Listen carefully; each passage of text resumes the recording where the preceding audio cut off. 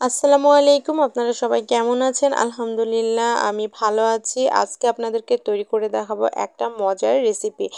দেখে বুঝতে পারছেন আমি আজকে কি তৈরি করতে চলেছি। আমি আজকে জলপাইয়ের জেলি তৈরি করে দেখাবো, যেটা ছোট থেকে বড় সবাই অনায়াসে কিন্তু পছন্দ করবে। আর এটা তৈরি করা যায় খুবই সহজে। আমি প্রথমেই নিয়েছি 500 গ্রাম জলপাই। জলপাইগুলো আমি কেটে নিয়েছি। এই যে দেখুন, প্রথমে ধুয়ে নিয়েছি, তারপরে কেটেছি। আপনারা চাইলে কিন্তু কেটেও ধুয়ে নিতে পারেন। তারপরে আমি একটা প্যান নিয়ে নিয়েছি। প্যানের মধ্যে আমি সব জলপাইগুলো সুন্দর করে ঢেলে দিচ্ছি। দিয়ে আমি এখানে পানি দিয়েছি 3 কাপের মতো। পানিটা দিয়ে আমি সামান্য একটু লবণ দিয়ে দেব। লবণ দিয়ে একটু নেড়ে দিয়ে আমি এটা সেদ্ধ করে নেব।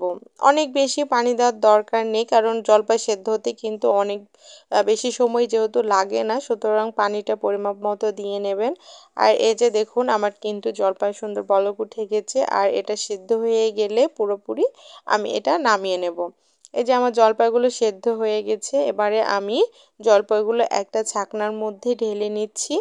আর আমার যতটুকু পানি অবশিষ্ট আছে, পানিটুকু আমার এই যে নিচে একটা বাটি রেখেছি, নিচের বাটিতে আমি জমা করে নিয়েছি।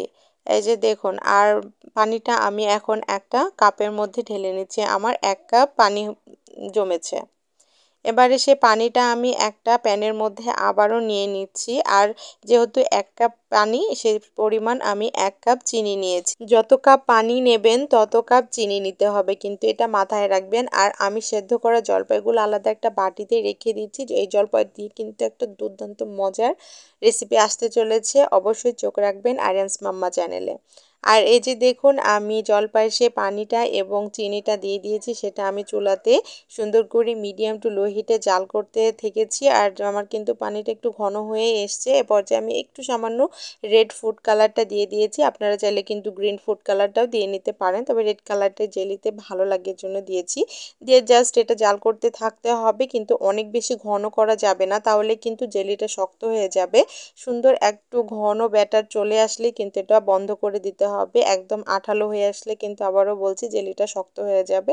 আর এই যে দেখুন, তারপরে ঠান্ডা করার পরে আমার কিন্তু জেলিটা একদমই তৈরি হয়ে গেছে। আর কতটা সুন্দর হয়েছে, বাসায় তৈরি করলে কিন্তু বুঝতে পারবেন। আমিও কিন্তু যখন প্রথম তৈরি করেছি আমি বিশ্বাসই করতে পারিনি যে জলপাই থেকে এতটা সুন্দর জেলি তৈরি হতে পারে।